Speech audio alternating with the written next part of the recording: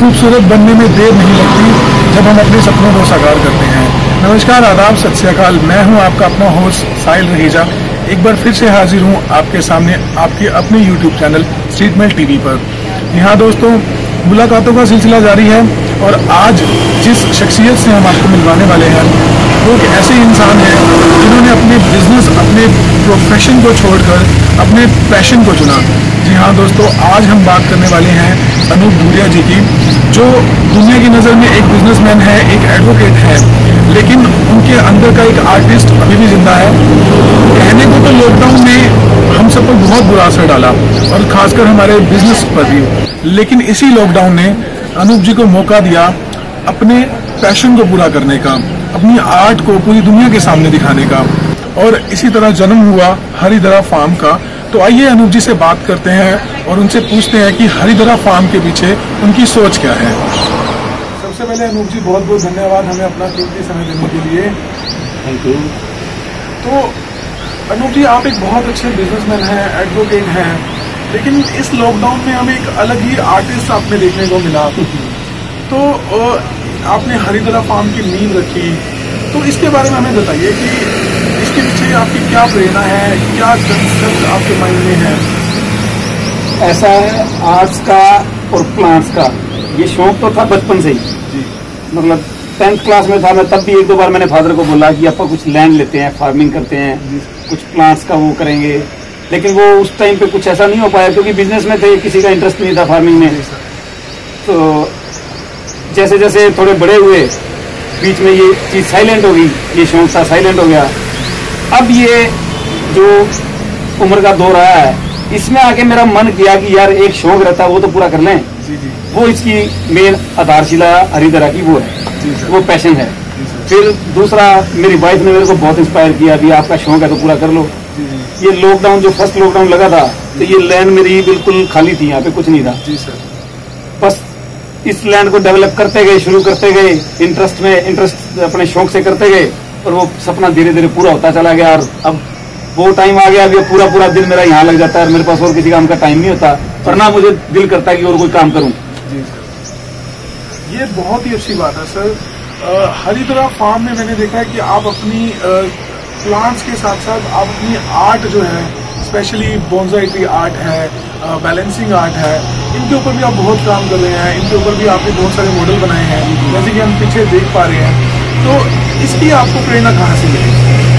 Bonsai का मुझे थोड़ा सा जो नॉलेज मिली वो आज से 4 साल पहले मैंने सुना था कि बोने पौधे होते हैं। बोनसाई का मतलब होता है ट्री इन ए पॉट। उसमें अलग अलग साइज के अकॉर्डिंग उनके नाम होते हैं, जैसे मामे, शोहिम, लार्ज, स्मॉल, इस टाइप से बोनसाई के हाइट के अकॉर्डिंग नाम होते हैं। तो शोहिम जो होता है वो एक अंगूठे के साइज का बोनसाई होता है। जी सर।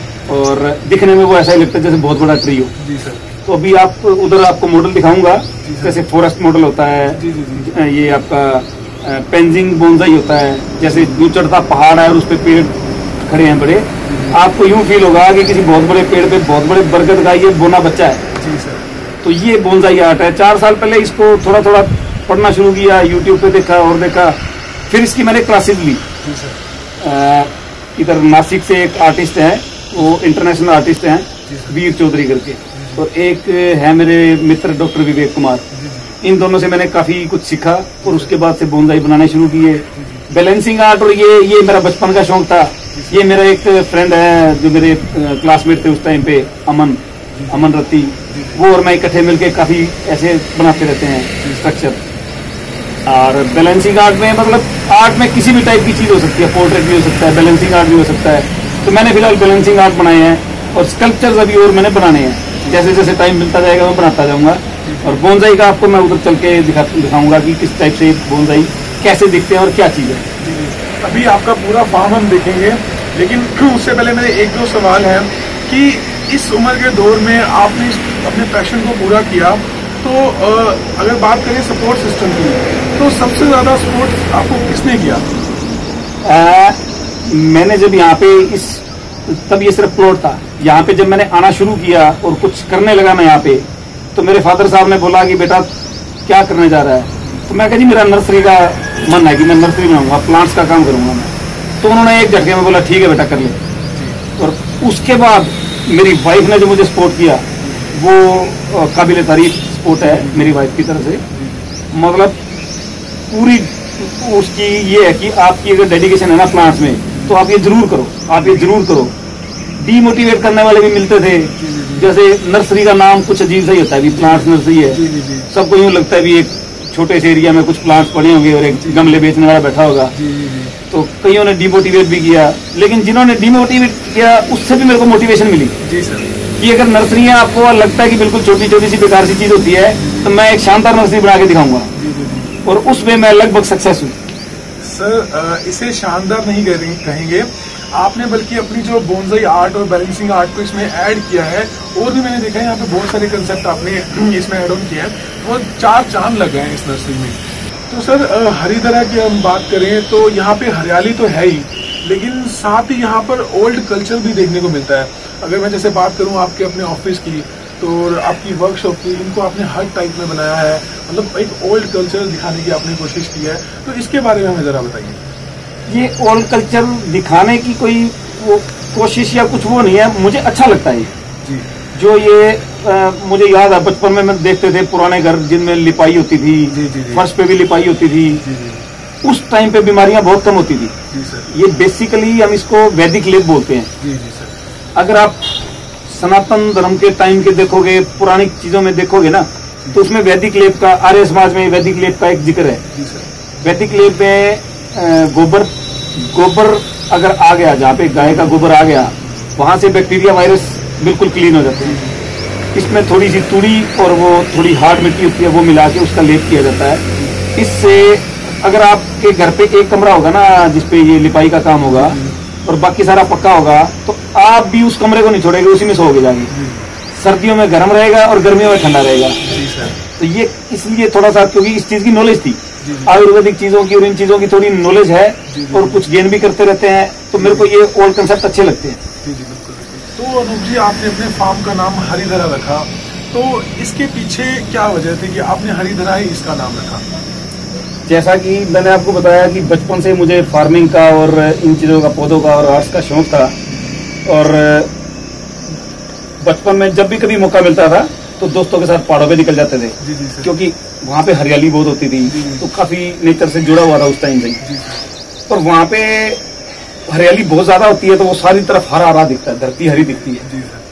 तब से मेरे मन में यह था भी धरती तो हरी ही अच्छी लगती है, और हरिधरा नाम इसलिए रखा कि जितनी बार भी ये नाम बोलेंगे ना तो आएगा मन में कि धरती तो हरी होनी चाहिए, तो और प्लांट्स लगाएंगे और प्लांट्स लगाएंगे। जैसे मेरे पास कोई संस्था वाले आते हैं कि उन्होंने रोड साइड प्लांटेशन करनी है और करनी है, तो मैं उनको फ्री ऑफ कॉस्ट प्लांट्स उनको प्रोवाइड कराता हूँ, और या बिल्कुल ही नॉमिनल रेट्स पे उनको प्लांट्स मिलते हैं, और इस गारंटी के साथ कि आप इन पौधों की देखभाल भी करोगे। सिर्फ लगाने का काम नहीं है, देखने भी पड़ेंगे आपको, पानी भी देना पड़ेगा, और मतलब उसमें मैं डोनेट भी कर देता हूँ। लेकिन उनसे ये लिखवाता हूँ पहले कि पानी आप दोगे, पौधे को संभालोगे, सिर्फ लगाने का काम नहीं है। तो तब से हरिधरा माइंड में घूम रहा था, तो धरती हरी होनी चाहिए, और हरिधरा से दो मतलब आ जाते हैं अभी, एक तो कृष्ण की धरती, वो अपने हरियाणा है ही, और दूसरा हरियाली से जुड़ा हुआ है, तो इसलिए हरिधरा नाम रखा। तो बहुत ही अच्छी सोच है आपकी सर। तो मैं आपसे रिक्वेस्ट करूंगा कि हमें एक बार हरिधरा फार्म का एक राउंड लगवाएं, और जिसमें हम आपकी आर्ट को भी कवर करेंगे। हम देखेंगे कि आप जो बोनसाई आर्ट है, बैलेंसिंग आर्ट है, तो उसके बारे में आप हमें बताइए। और जो मेन प्लांट्स हैं, कितनी तरह के प्लांट्स आपने यहाँ पे रखे हुए हैं, जैसे कि मैंने सुना यहाँ पे मेडिसिनल प्लांट्स भी हैं, तो स्पेशली फ्लावर प्लांट्स हैं आपके यहाँ पर। हाँ बिल्कुल, आइए, आपको हरिधरा का राउंड लगवाते हैं। जी सर। और वर्कशॉप तो आपने देख ली मेरी। यहाँ पे बोनसाई आर्ट्स, बोनसाई प्लांट्स और स्ट्रक्चर तैयार होते हैं, और इसके अलावा हम आपको फार्म में दिखाते हैं। और आइए। तो सर ये है I think bonsai tree. Bonsai tree, उसमें बोनसाई का ये फॉरेस्ट मॉडल है। जी। इसमें आप देखेंगे थोड़ा गौर से तो आपको यूँ लगेगा किसी पहाड़ पे बड़े बरगद में जिससे शाखाएं लटक रही हैं, उसका छोटा रूप है। जी सर। और बीच में से नदी आ रही है। जी सर। और ये पहाड़ कहीं से छोटा होता है, कहीं से बड़ा होता है। जी। बिल्कुल वैसा मॉडल तैयार किया हुआ है। जी सर। और इसके अलावा और दिखाता हूँ आपको। जी सर।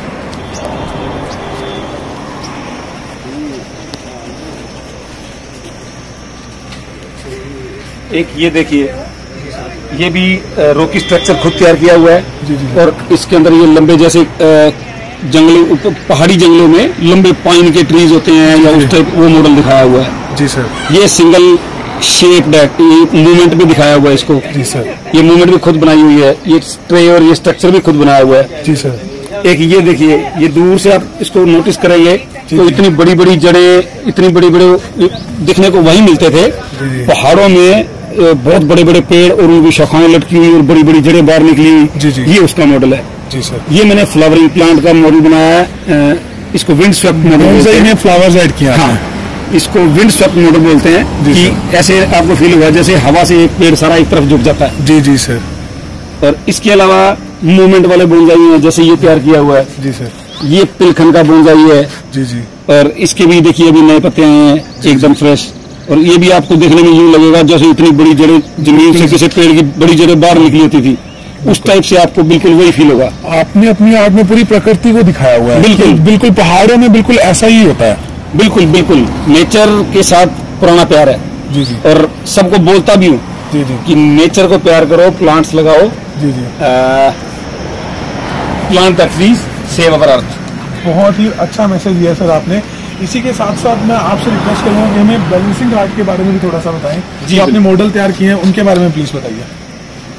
अब जैसे ये बैलेंसिंग आर्ट का मॉडल है, जी सर। ये आपको यूं लगेगा जैसे नहरी पत्थर, जो गोल पत्थर होते हैं नहरों से निकलते हैं, जी, जी। वो एक के ऊपर एक रख के बैलेंस किया हुआ है। लेकिन ये सारा का सारा स्ट्रक्चर यही खुद बनाया हुआ है, इसमें पत्थर ओरिजिनल पत्थर नहीं है और ये अंदर से होलो है। ओरिजिनल पत्थर अगर ऐसा बना के रखते हैं तो वो 4 क्विंटल 5 क्विंटल का हो जाएगा, उठा के कहीं रखा भी नहीं जाएगा। तो इसको सरिये के उसका वो बेस बना के उसके ऊपर जालियां रैप करके उस पे सीमेंट से बनाया हुआ है। पूरा एक मतलब बैलेंस करके उसको बनाया। ये पूरा बैलेंस करके बनाया हुआ है। इस पूरे में आप मानो के 60 किलो के आसपास इसमें वजन होगा। जी जी जी। इसको मैं आपको हिला के दिखाता हूँ। बहुत बढ़िया। तो सर ये तो हुआ बैलेंसिंग आर्ट। मैंने और भी इसके तरह के बहुत सारे मॉडल आपके यहाँ देखे हैं। तो अब बात करते हैं हम आपके प्लांट्स की कलेक्शन की। तो जैसे मैंने यहाँ देख रहा हूँ कि फ्लावर वाले प्लांट्स भी हैं, मेडिसिनल प्लांट्स भी हैं और इंडोर आउटडोर बहुत तरह की वैरायटी आपके पास है। तो इसके बारे में हमें आप बताइए। मेडिसिनल प्लांट्स तो मैं ये कह सकता हूँ कि फतेहाबाद के चारों तरफ 100 किलोमीटर तक किसी नर्सरी में ऐसे प्लांट्स नहीं होंगे जो मेडिसिन के प्लांट्स मेरे पास हैं। जी सर। और दूसरा कुछ जो पुराने आयुर्वेदाचार्य टाइप लोग हैं, कुछ मेरे टच में थे, कुछ उन्होंने कह के मंगवाए। एक मेरे फ्रेंड हैं, डॉक्टर हैं, वो आयुर्वेदिक में, उन्होंने भी कह के मंगवाए कि इस टाइप के प्लांट्स जरूर लाइयो। और कुछ मुझे भी आयुर्वेदिक प्लांट्स का और इन चीज़ों का थोड़ा थोड़ा शौक था, तो मैं नॉलेज कलेक्ट करता गया और वो उस टाइप के माल मंगवाता गया। कुछ कहीं से मिलता है, कुछ कहीं से मिलता है, कुछ कहीं से मिलता है, तो सब कुछ मंगवा लेते हैं। और कोरोना टाइम में इन प्लांट्स की सेल भी अच्छी हुई है। लोगों ने अपने घरों में भी आयुर्वेदिक प्लांट्स लगाए हैं। इसके अलावा जो इंडोर और आउटडोर डेकोरेटिव प्लांट्स हैं, तो उसकी वैरायटी अलग अलग जगह से आती है। पूना से भी आती है, कलकत्ता से भी आती है और यूपी से भी आती है। तो पहले हम आपके फ्लावर प्लांट्स देखते हैं। जी बिल्कुल।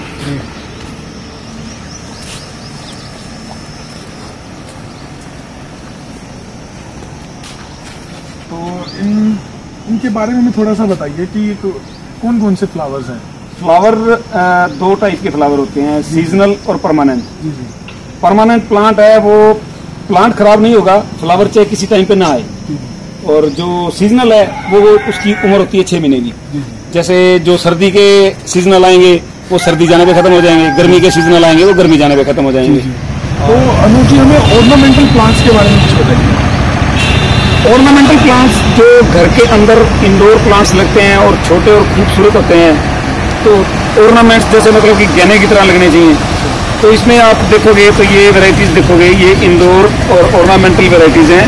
शेफलेरा है, मिल्की ड्रेसिना है, तो सेंसिविरिया, इंपोर्टेड सेंसिविरिया भी आने लग गया। देखो जो एयर प्यूरिफायर में आपको बता रहा था, उसमें इंपोर्टेड वैरायटी भी आई है। उसके अलावा मोन्स्टेरा, हाइपोस्टिस, ये सब ऑर्नामेंटल प्लांट्स में आते हैं। सॉन्ग ऑफ इंडिया, ड्रेसिनिया, ये सब ऑर्नामेंटल प्लांट्स हैं। ब्लैक रबर प्लांट देखिए, अपने जो रबर प्लांट पहले आता था ग्रीन कलर का नॉर्मल सा प्लांट आता था, ये स्पेशल वैरायटी आई है ब्लैक कलर में। तो ये बात हुई इंडोर प्लांट्स की। तो अब आप हमें बताइए कि फ्रूट प्लांट्स में क्या क्या वैरायटी आपके पास अवेलेबल है? फ्रूट प्लांट्स में यूनिक हर तरह का फ्रूट मेरे पास मिलेगा आपको। वियतनाम के पौधे मिलेंगे, कटहल के, स्टार फ्रूट मिलेगा और रेड बनाना मिलेगा।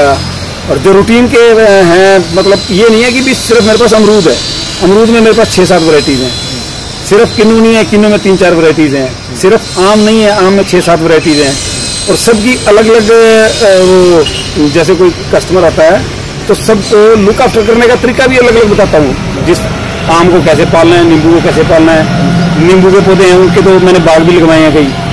तो इसमें सिर्फ ये नहीं होता कि फ्रूट का पौधा रखना है, उसकी वैरायटी भी पता होनी चाहिए कौन सी है, और देखभाल कैसे करनी है वो भी पता होनी चाहिए। तो मेरा आपसे एक ये पर्सनल सवाल है कि अभी मैंने जब जितनी देर भी आपसे बात की, इतने सारे प्लांट्स के आपने नाम लिए, तो इतने सारे प्लांट्स के नाम आप याद कैसे रखते हो? इतने सारे प्लांट्स के नाम सही बताऊं तो पिछले 1.5 से 2 साल के अंदर धीरे धीरे अपने आप याद होते गए। फर्स्ट टाइम जब मैं प्लांट्स लेके आया था कहीं बाहर से, तो उनको मैं बोल के आया था कि मेरे पास भेजोगे प्लांट्स तो हर प्लांट पे नाम लिख के भेजोगे भी ये कौन सा है, क्योंकि मैं भूल जाऊंगा। लेकिन वो धीरे धीरे टाइम टू टाइम ऐसा याद होता गया कि अब मेरे से कई लोग आगे पूछते हैं फोटो दिखा के, जी ये कौन सा प्लांट है। ये बहुत ही अच्छी चीज लगी सर मुझे। जैसे कि आपको एक प्लांट दिखाता हूँ, एक ये प्लांट देखिए, ये अंजीर का प्लांट है। जी सर। लेकिन ये अंजीर सिंपल अंजीर का प्लांट नहीं है, ये ब्राउन टर्की वैरायटी है जी। और ये रेयर वैरायटी है, मिलती भी नहीं है। जैसे ये बेर का पौधा है, तो ये बेर का पौधा नहीं है, कश्मीरी एप्पल रेड बेर है। और इस तरह से मेरे आपको यहाँ पे सब पे नाम लिखे मिलेंगे। जैसे ये वैरायटी आप देख रहे हैं, ये सीताफल नहीं है, ये गोल्डन सीताफल है जी। और इसके अलावा अमरूद की जो भी वैरायटी देखेंगे आपको सबको अलग नाम मिलेगा। जैसे ये सीडलेस लेमन है, एक इसमें मैक्सिकन लेमन आता है, एक इसमें कुंभकाट लेमन आता है। जैसे ये आप देख रहे हैं आम का पौधा, ये आम नहीं है, ये लंगड़ा आम है। मतलब जो भी प्लांट यहाँ पे पड़ा होगा उसको आपको कैटेगराइज करके बताऊंगा कि ये कौन सी वैरायटी है। क्योंकि मैं आज से पहले नर्सरी खोलने से पहले जब कभी भी बाहर से कोई फ्रूट प्लांट लाता था ना, तो भी अमरूद का पौधा है और कहते थे जी है भी कौन सी वैरायटी है, कहते जी ये तो पता नहीं जी। तब मैंने पहले इसकी नॉलेज ली कि वैरायटी की पहचान हो, कौन सी वैरायटी कहाँ मिलेगी, कहाँ पे बढ़िया ग्राफ्टिंग होती है। जैसे अपने हिसार सफेद अमरूद है, वो अपनी हिसार यूनिवर्सिटी का बनाया हुआ है। उसके अलावा 6-7 वैरायटी हैं अमरूद की, 1 kg गुआवा भी आता है। और इसके अलावा नाशपाती, बब्बू गोशा, जो भी मेरे पास आपको फ्रूट मिलेगा उसमें आपको वैरायटी प्रॉपरली बताऊंगा कि ये कौन सी वैरायटी है। अब जैसे ये आप पौधा देख रहे हैं, ये केले का पौधा है, लेकिन ये नॉर्मल केला नहीं है, ये रेड कलर का बनाना है। इसका आप तना देख रहे होंगे, तना इसका रेड है। कभी भी केले का तना रेड नहीं होता। ये नई वैरायटी आई है, इसके अंदर से फ्रूट भी रेड कलर का निकलेगा। अच्छा, बनाना भी रेड कलर का? बनाना भी रेड कलर का निकलेगा। ये भी बहुत अच्छी चीज बताई सर आपने। तो ब्लैक वीट के बारे में आप कुछ बता रहे थे हमें? हाँ, ब्लैक वीट भी मैंने उगाई थी यहाँ पे। ब्लैक वीट भी एक full of protein and less in glucose wheat है, जिससे कि डायबिटिक बंदा उसको कैसे भी खा सकता है, उसकी डायबिटीज इंक्रीज नहीं होगी। बहुत ही अच्छी चीज़ सर आपने हमें बताई। तो इसके साथ मैं आपसे एक बात पूछना चाहूँगा कि मैं कैमरामैन से रिक्वेस्ट करूँगा कि एक बार उस साइड जरूर दिखाएं। सर ये अलग ही कंसेप्ट आप फतेहाबाद में लेके आए हो। ये जो मेरे ख्याल से कड़कनाथ ये कहा जाता है ना? बिल्कुल, ये कड़कनाथ डिफरेंट ब्रीड ऑफ मुर्गों की डिफरेंट ब्रीड है। बिल्कुल। तो इसके बारे में हमें कुछ बताइए प्लीज। ये भी एक टाइप से मेडिसिन है। जी जी। इसका बेसिकली नाम कड़कनाथ नहीं है। जी जी। कर्कनाद है। कर्कनाद इसका, ये मध्य प्रदेश की वाइल्ड ब्रीड है, जंगल में होता था आदिवासियों के पास। जी जी। तो धीरे धीरे टाइम के अकॉर्डिंग, रिसर्च के अकॉर्डिंग पता लगा कि ये तो ऐसी ब्रीड है जिसमें फैट भी नहीं है। जी जी। और इसमें आयरन इतना ज्यादा है जिसके कारण ये काले हैं। अच्छा। और प्रोटीन इसके एग में इतना, किसी एग में प्रोटीन नहीं होगा जितना इसके अंदर, मोर देन 25% इसमें प्रोटीन है। आयरन ज्यादा है ही है, कैल्शियम इसमें बहुत है, और फैट इसमें टोटल में 1% है। हम जो बाजार से व्हाइट एग लेते हैं हैचरी वाला, उसमें 13 से 25% तक फैट होता है, इसमें टोटल 1% है। ओके। और कोलेस्ट्रॉल इसमें बहुत कम है। हार्ट के पेशेंट, बीपी के पेशेंट, शुगर के पेशेंट बहुत प्रेफर करते हैं इसके एग को। इसका एक खासियत और बताऊं, इसकी ये कलगी से लेके पंजे तक बिल्कुल ब्लैक है, इसका मीट भी ब्लैक है, इसकी बोन भी ब्लैक है, इसका ब्लड भी ऐसा इतना रेड है कि ब्लैक लगता है। तो अनूप जी, आपका बहुत बहुत धन्यवाद। आपने अपना इतना कीमती समय हमें दिया, आपने अपनी कीमती नॉलेज हमारे साथ शेयर की, और फतेहाबाद की तरफ से मैं आपका धन्यवाद करना चाहूँगा कि इतनी मेडिसिनल प्लांट्स की आपने हमें नॉलेज दी। तो जाने से पहले मैं आपसे रिक्वेस्ट करूँगा कि हमारे दर्शकों के लिए क्या मैसेज आप देना चाहेंगे? स्ट्रीट मेल टीवी के माध्यम से जो भी दर्शक देख रहे हैं उन सबको, और जो कहीं दूर उनके आगे सुनने वाले हैं या देखने वाले हैं, उनको मैं सबसे एक ही बड़ा मैसेज देना चाहूँगा कि हरा लगाओ, धरा बचाओ। अगर हरा लगेगा तो धरा बचेगी, नहीं तो हमारे बच्चों का फ्यूचर वो हेल्दी नहीं रहेगा। तो दोस्तों, ये थे अनूप जी, जिन्होंने बहुत ही अच्छा मैसेज दिया। तो इसी के साथ हम आपसे विदा लेते हैं। एक बार फिर से हाजिर होंगे एक नई शख्सियत के साथ। तब तक के लिए बने रहें स्ट्रीट मेल टीवी के साथ, और हाँ, स्ट्रीट मेल टीवी को लाइक और सब्सक्राइब करना मत भूलिएगा। धन्यवाद।